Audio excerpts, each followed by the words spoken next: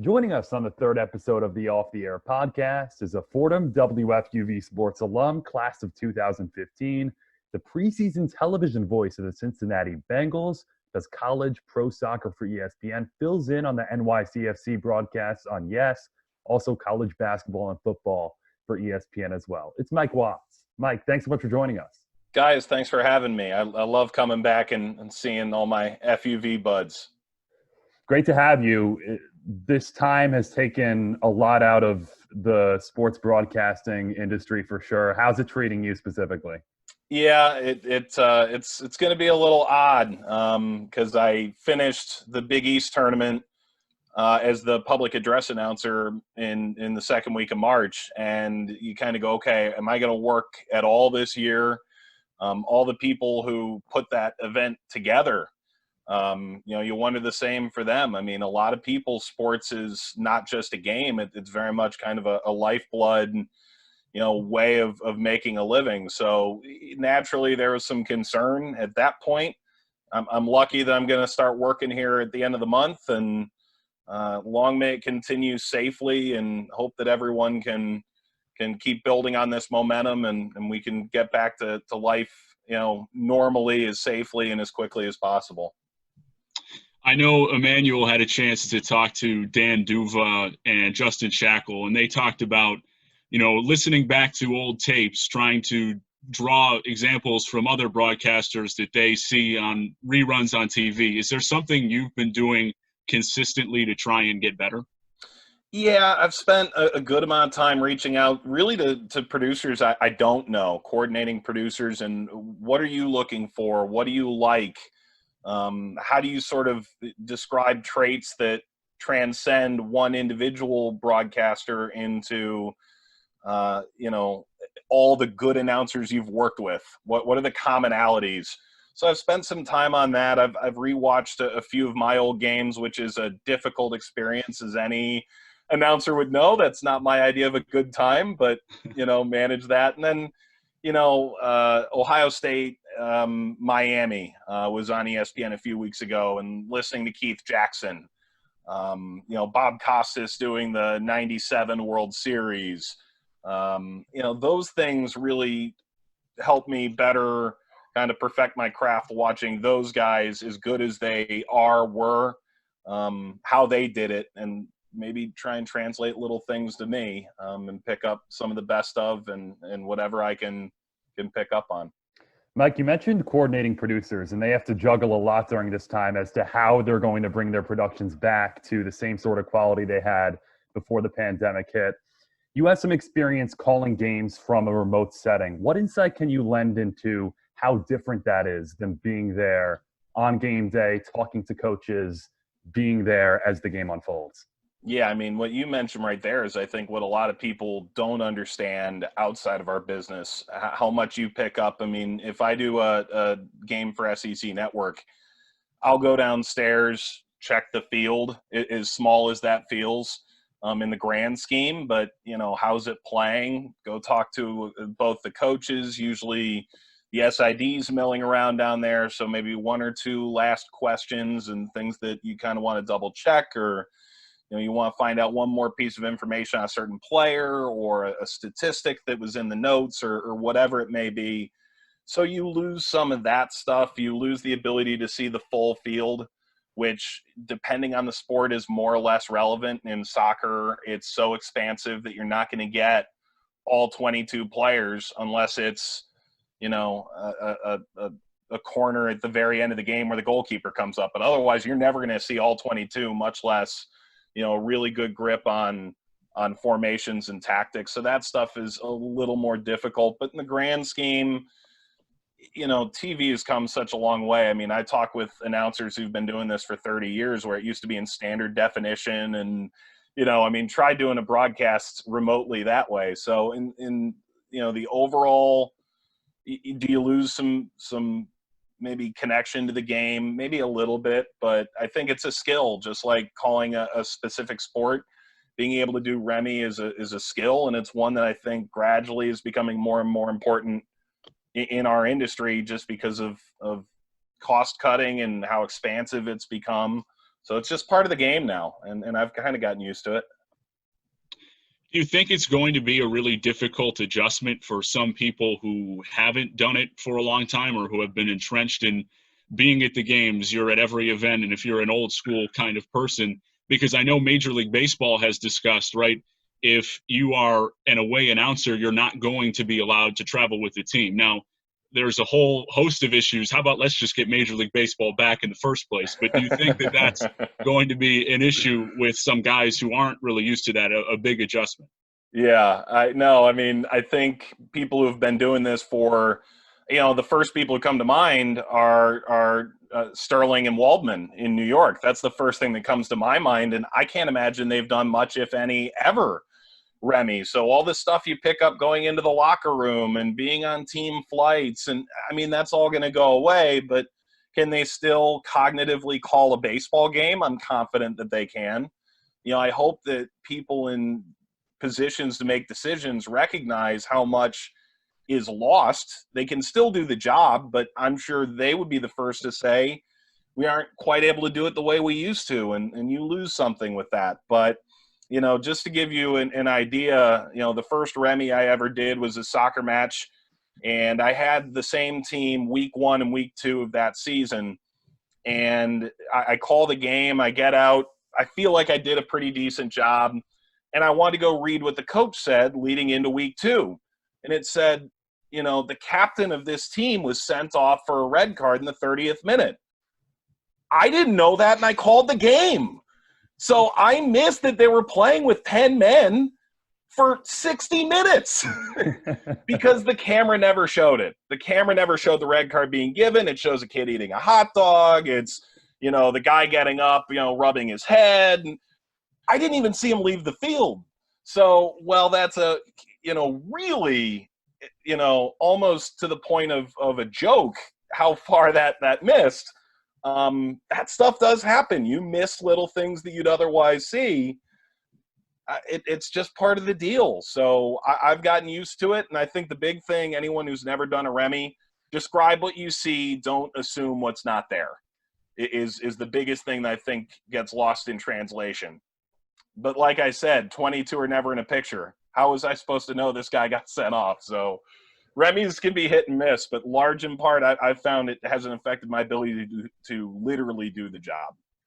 Mike, you spoke about reaching out to people. You doing all you do at your age certainly speaks to how you've been able to stay one step ahead of the game, per se. How much does that span back to your college days, and how much did that help you early on coming out of school? Yeah, I mean, it's huge. And I want to say it was Dan Duva who came into an FUV seminar and said, if I don't get a call from you, then I'm going to assume you don't care about the industry, or something to that effect, where it's like, you should be networking with guys like Dan Duva or, Mike Yam or Andrew Bogish, or people in different areas of our sphere who are on air. So I just named a host, an update anchor, and a play-by-play guy. But you should also be networking with the people who aren't on air and can help either guide what you do, or maybe more importantly, help you find a job. I mean, at Fordham, there was another seminar. Bob Costas had won the Vin Scully Award, and the guy who was going to give the speech at the dinner introducing him came to give a talk at Fordham. Well, it wasn't actually him who helped me. It was a buddy he brought with him because they were going to start teaching a class at Queens College. So Michael Cohen has done World Cups and Olympics. If I had skipped that like I had planned to be entirely frank, I had a test the following period. I mean, talk about my whole career would be different. I mean, the connections he's helped me make, the games he's helped me do. I mean, I don't even know if I'm still in the industry at this point, because I don't know if I would have stuck around. So, I mean, networking from the jump is everything. And I'm not perfect at it. Nobody is. But you want to meet as many people as you can and talk shop with as many people as you can, because you learn more, and you also make those connections that make a huge difference when you're actually trying to get into the field once you leave school. When you walk on Fordham's campus for the first time, was WFUV and broadcasting something that was on your radar in the college decision process? Yeah. I only applied to 3 schools. I got – my fiance is going to love watching this back. I got waitlisted at Boston College. I got into BU and I applied to Fordham. So I grew up in Cleveland. My plan was to go to the East Coast, and my plan was always to get a finance degree. And I did do that, and I interned in that field. But I went there, and I had made some media guides while I was in high school, and I was doing this a little bit in high school. And I brought the media guides and brought them to Joe Berbari and Scott Kwiatkowski, and I think Andrew O'Connell was still a student at that time, so he wasn't in that office. It may have been Mike Balestra, but I brought him in and, hey, I want to work with you guys. And they said, oh, we don't do the broadcast, go to FUV. Well, I meet Bob and Bob Aarons, and I mean, he goes, oh, here's what we do. We travel to these games. You're going to be credentialed for all these teams. And, oh, yeah, we have all these, meetings where you meet great, producers and announcers. And he said Doc Emmerich. And at the time, I'm a huge Penguins fan. I'm watching Stanley Cup after Stanley Cup of Doc Emmerich calling these games. I'm like, oh, my gosh, Doc, this is incredible. 3 years later, I would meet Doc, and he actually signed a photo of himself for me and another one for my best friend because I was so enamored with him that I wanted to prove that, like, I had met Doc. So he pulls out, a silver Sharpie and some photos and gets on with it. But, yeah, I mean, I knew it's kind of what I wanted to do. I didn't know quite how great FUV was when I initially went and looked around there. But, I mean, once it started getting explained to me, I'm like, yeah, I don't need to go back to Boston. I'm good. Once you arrive at FUV, if you want to pursue play-by-play, you start doing demos and you start getting the reps and you try to fine-tune your craft. You climb up to the roof of Jack Coffey Field for a soccer demo with Bob Aarons. What transpires there, Mike? Okay, so we're off and running. Yeah, so I had met Bob going into this. I had met him when I visited the school, and then I had sent him a couple of tapes, and I thought I was pretty self-critical and what I wanted out of myself and what I thought was a good broadcast. And, of course, when you're 17, 18 years old, you really don't know. But we didn't go to the top of the press box. We went to the side box where the coaches sit during football games. So Scott Kwiatkowski is calling the game next door. I can hear him, so I know I'm mispronouncing names and everything. But within 10 seconds of starting this broadcast, when you're 18, you want to sound like an announcer. So I go, and here we are at Jack Coffey Field in the Bronx. And he hits stop and he goes, Michael, that's not you. Who's that, Michael? I don't know, Bob. It's how I've been doing this the last few years. So, he's like trying to get me to sound like myself. He didn't let me jump right on air, which is what I had hoped for. I just assumed, okay, I'm probably good enough. I've done it before. And it was probably half a year before I even got to do the soccer matches. And I didn't do a football game till midway through my sophomore year. But, yeah, that was a real wake-up call. And in hindsight, the 40th anniversary of One-on-One Dinner, I was sitting with a couple of fairly prominent FUV alums, and I was asked about that experience on video. And I called my mom that night, and I'm crying, and I made the wrong decision, and Bob is a dictator. And the two guys look at me, and they go, Bob's a dictator. That's hilarious. So, yeah, I mean, it started rocky, but, I mean, you want to talk about a guy who's going to build up your confidence and build up your skill set. Bob's your man. So you have the interaction with Bob. How long did it take you to get on air eventually at Fordham? And then did your workings with Bob at least make you feel confident that you're ready to go when the opportunity came? Yeah, I mean, that's probably more soccer than he's ever listened to since the Cosmos were a thing and Pele was playing in New York, in New Jersey. So, yeah, I mean, we went through a bunch of tapes. I mean, I even went to Columbia to go demo a soccer match because there weren't enough being played at home in non-conference because I wanted to call the conference games. I mean, we had a great goalkeeper that year. Ryan Marrow ended up playing for the Red Bulls. He's still there and was one of the best rookies in the league his rookie year. But, he was a senior at the time. So I was just trying to get, a chance to call games for a team that was really good. It probably took half that season. I was demoing football games every weekend. I was doing mock one-on-ones, like once or twice a week with a group of guys that went in. Gosh, I mean, we were trying so hard to get in the mix, and he was pretty steadfast. Hey, we're going to wait till sophomore year. And I think it was week 2 or week 3 of sophomore year. I got to call Fordham at Columbia, which was a huge game at the time. It's pretty remarkable in hindsight. He kept the leash on long enough, and then he knew when it was time. And when he knew it was time, that meant I knew it was time. So credit to him, because I was not an easy one to hold on to. You mentioned how much you and your classmates wanted to break through and get in the mix. We've asked this to our first few guests. Who are some of those key characters you shared the experience with, and how did they inspire you during your time at Fordham?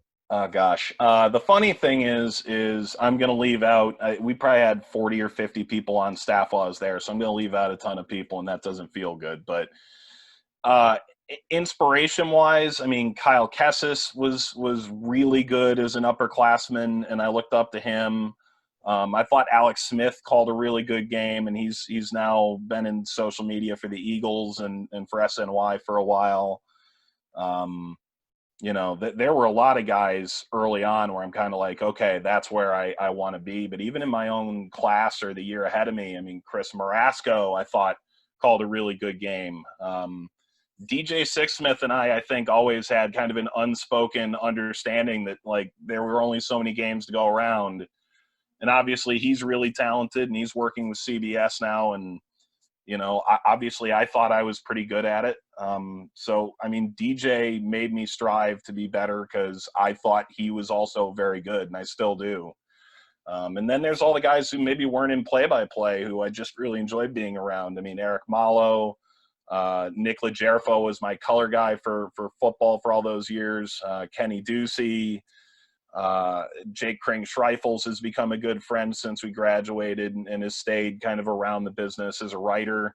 So there's a bunch of guys who, I really, thought pushed me. But there was one get together we had at the end of my freshman year where, we all kind of got together to salute our seniors. And one of these seniors actually said, "Hey, just so you know, you're never going to make it." I don't know if you think you're going to work on national TV someday, but it ain't going to happen. And I was kind of like perplexed by that. We didn't have a negative relationship, and we still tweet back and forth from time to time, but it was like, whoa. But yeah, I mean, the FUV crew, I mean, I still count a lot of those guys. I mean, they are, some of my best friends in this business. I mean, like Meryl Servin, I wish she had stayed in this business because she was so great as a producer, but she had better options. So she left the business. And, there's a bunch of other people. Kelly Coltis is writing outside of sports now. And I always thought she was a really good beat reporter. I mean, it goes on and on. So perhaps I'm the wrong person to be asking this question, but I'm going to ask it anyway. No. 2014 Marty Glickman winner. Maybe Emmanuel should take this one. What did winning that award mean to you, and what does it mean to you now looking back on it? Yeah, juniors haven't really won that award all that much, which only raises the bar that Emmanuel has set over the last couple of years that he's been in that mix. To a certain extent, there's an element of, big fish, small pond. It's not, the national sportscaster of the year, whatever, but I mean, it's got Marty's name on it, so it didn't matter. I mean, and the relationship Bob had with Marty and the people who voted on it were so significant in the industry. So if you impressed them, okay, maybe you've got a shot at this. And I going into that night, I really didn't think I was going to win it. It is funny. I've talked to some people since then who saw me walking up, and I was like so shocked that I did win it that I wasn't smiling or anything. Because there were 4 or 5 guys, Mac Rosenberg, Chris Marasco, Kenny, DJ, we're all up for it the same year. I mean, I imagine it was probably a pretty tight vote.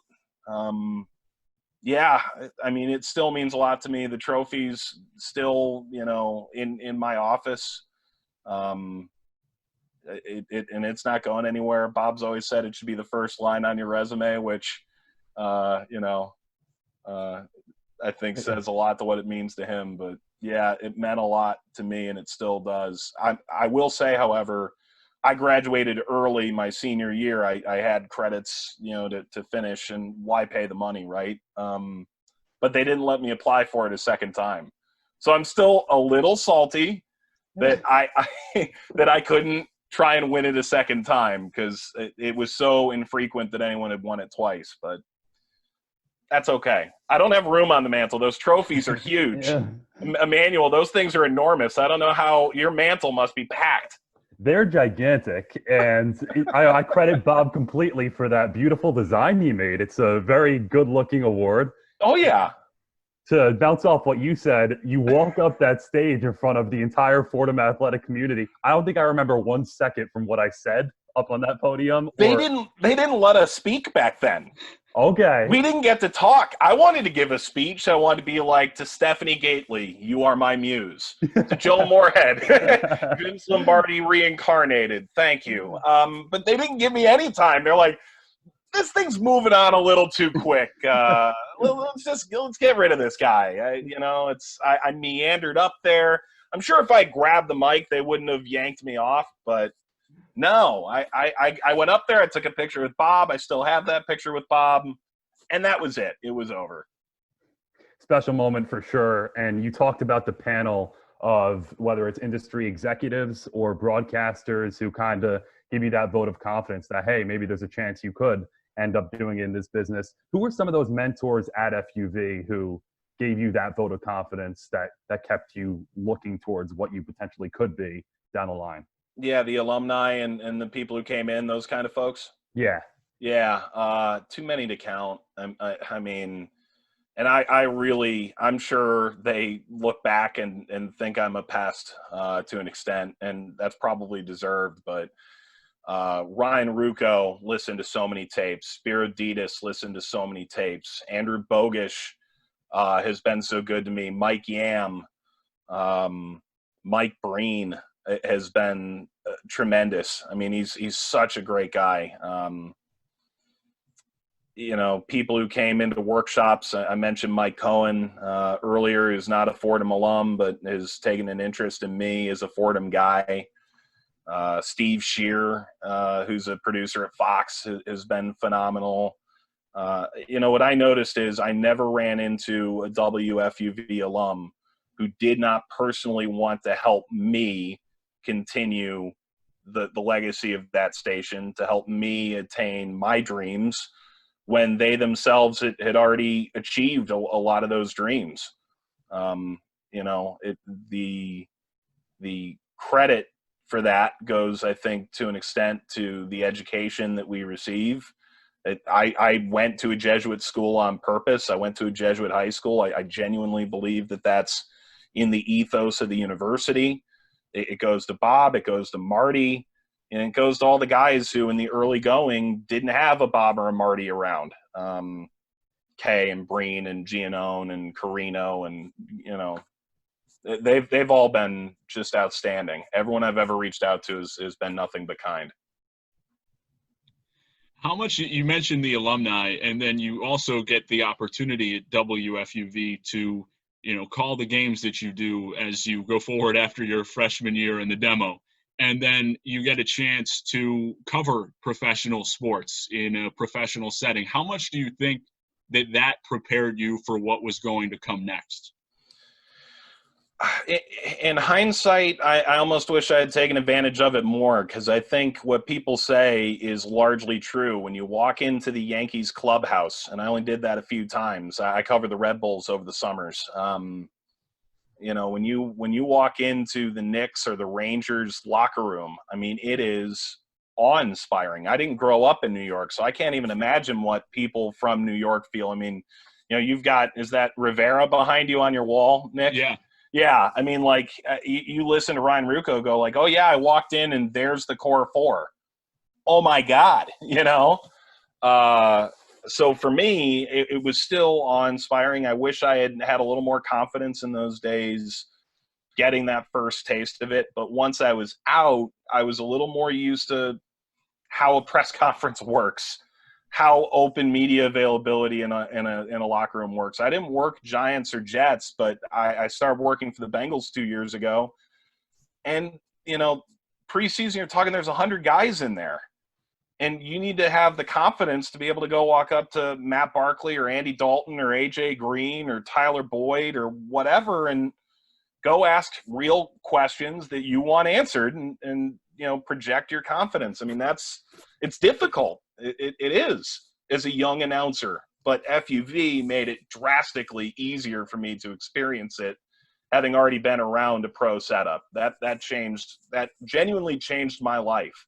At first, I thought it was just really cool, but in hindsight, that changed my life.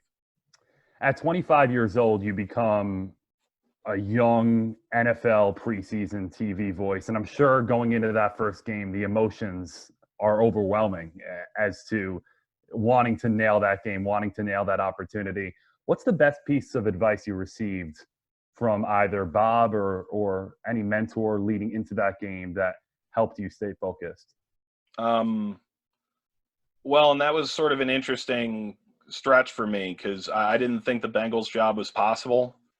It took Spiro, Ryan, and one of my favorite producers at ESPN, Todd Koulis. Once I'd said I'd done some college soccer, the producer reached out to him and said, "Hey, you do this too. Do you know Mike? What would you say about him?" If those guys hadn't stuck their neck out, then I never would have gotten that opportunity. And I dreamed of that opportunity. So, going in, I was so enormously grateful to those people. And my dad had been sick leading up to that a little bit, and he's well now. But, to be able to have them watch meant a lot to me. I was really fairly worked up about it. I mean, you get jacked up for a game like that, but Adam Amin was the second youngest announcer. I was the youngest doing preseason that year. He was doing the Bears. We were playing the Bears. Talking to him helped me out a little bit. Anthony Munoz is a literal saint. Mike Valpredo was my sideline guy. He was, really good to me. And they just said, go call the game that you're, that you got hired for. I mean, Bob has told me that for years. They hired you for a reason. Go out and call the game that they heard you call before, because that's enough.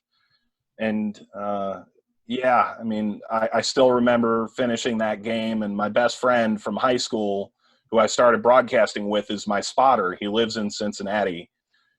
And we went down to the field after that game, and just the relief and the rush of that whole event. I mean, it was wild. And they scored a game-winning touchdown with 2 minutes and change left. And for you, it's the preseason. For me, that was the Super Bowl. So I couldn't have been more excited about that. So you get that opportunity. You're finally calling an NFL game. Yeah, it's preseason, and like you said, it was the Super Bowl for you. What are the emotions like? You walk into the booth, you're finally getting the opportunity to do something you've wanted to do for a long time. How do you kind of balance between I'm nervous, this is I'm excited? What's the mix of emotions there? It's kind of funny because I flew in day of for that. I had USL's game of the week for ESPN the night before. So I was actually on the back end of, and it's in an article somewhere, I think it's like 38 games in 31 days, which is the other side of the Remy model. You can do 2 or 3 in a day and no one knows you. How did I travel from LA to Louisville? Who knows? I'd flown in that morning. I had gone into the stadium ahead of time because there was some press that wanted to do some interviews. So I went and did that. I tried to go back to the hotel and take a nap. I couldn't. So I had at least been to the stadium, and I swear I was probably there 5 hours early, just trying to walk the stadium, get used to my booth. When you do those reads, going into it, Fifth Third Bank makes, Bengals banking a Fifth Third better. And you do those reads to try and have them out of the way. But for me, it's like, just like get the nerves out when it's on tape as opposed to when I'm actually live. So that helped a little bit, as stupid as that sounds. Doing the ads, taping those ahead of time sort of helped me kind of calm down and find my rhythm. But yeah, it's hard because, you know, I naturally, I'm nervous in front of people. You know, this comes naturally to me to an extent. I'm outgoing, but in terms of getting on TV, and my right hand has a bit of a tremor, so the mic shakes a little bit. I mean, you know, those things are just a little bit different when you get especially excited. You know, then you kind of feel that pit in your stomach. I did hear Al Michaels leading into that had done an interview where he said, when I do a Super Bowl, all I want to do is get on the air clean in the open, and from there you're just calling another football game. And that was sort of my mentality going in. You mentioned the USL leading up to that Bengals game, that first NFL game you did, and soccer has been a central piece of your career from the outset. Is that something you envisioned early on, calling that much soccer, and what's made that such a great sport to be around? Yeah, I hadn't been around soccer until my, I guess it was junior year of high school. I had quit the football team. I wasn't very good. There is video evidence of that, and I do not publicize it. So I had sort of had that, you know, ingrained into me a little bit because my high school team won the national championship my senior year, and they had a chance to win a national championship my junior year. So you were around a really great team, and it sort of forced you to go, okay, our football team, which had not had a losing season in 30 years, had one. So that was our premier sport. So I focused on that in high school, and I came to Fordham, and it was right before Joe Moorhead had taken over. Soccer was a top seed in the A10 tournament. They were kind of a premier sport. The first thing I could jump on as a beat reporter was the Red Bulls. So now I'm a MLS beat reporter. So one thing leads to another, and it's not what I envisioned in a house that didn't watch soccer growing up. So it's not that this was, you know, I had grown up playing footy on the pitch in my boots from the day I was 3 and EPL every morning. But I think any sports fan can watch a game and have an appreciation for the incredible amount of effort that it takes, the skill that it takes. You know, I'm going to work with USL and NWSL the rest of their respective seasons, being around the U.S. women's national team. And the first game I ever did for ESPN was a U.S. versus France She Believes Cup game in 2016. That was my first taste of the big time. 30,000 people in the stadium. Alex Morgan scores in stoppage time to win the game. I mean, all right, here we go. I mean, reigning World Cup champions and such. And wow. Pretty wild stuff. It wasn't what I envisioned, but I've really come to love it. And I can't wait to get back to it. And I view all these sports – it's so lazy to say this that I view them all like my kids, where I can't pick a favorite. When I know I'm one of 5, my parents have a favorite. And I ain't it. I'm the soccer. No, I mean, it's just genuinely, you know, I think there's a different rhythm to soccer that I hope I don't lose, because I think it invites you to be more conversational, invites you to converse more genuinely with your analyst. And I think it exposes whether or not you can get up to the big moment in the run of play more than a lot of other sports where it's more orchestrated. So you get to sort of the up to the present day in terms of your journey calling soccer, calling Bengals preseason. If you could go back to the beginning of your time at WFUV, if you could change something, would you? And if you would, what would it be? Whew. The podcast version of this doesn't have me sitting back in my chair, because that one knocked me off my feet a little bit. I don't know that I would. I think the big thing, and it's always been an issue for me, is I try and think a couple steps ahead. You know, there were things that I wanted that weren't logically attainable at the time I wanted them, and I wish I had known that. I just wish I had enjoyed the ride a little bit more. And the sad thing is, you know, Spiro said that often. Ryan said that often as younger alums who had kind of been through the Bob Aarons experience and kind of our kind of experience at FUV, where it's an NPR affiliate and the credential element was already there. I wish in hindsight that I had just taken it day by day more and enjoyed learning a craft, because now I'm trying to tweak a craft. At that time, you know, the actual gains that I was making were so much bigger, and I wish I could have appreciated that more. But in terms of the people I worked with and the games I got to call, the playoff games, the tournament games, I wouldn't have changed a thing. I just wish I had been a little better back then. Talking about Selke in the moment, there were some big games you mentioned that you got to call.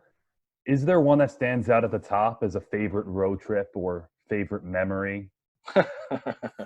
It's kind of misleading. I mean, like, there are funny road trips, like going to St. Bonaventure, and the only thing open at the time we got there, because we flew separately from the team to not miss class. Matt Morrow and I are rolling into the only Applebee's open in Olean at that time of year.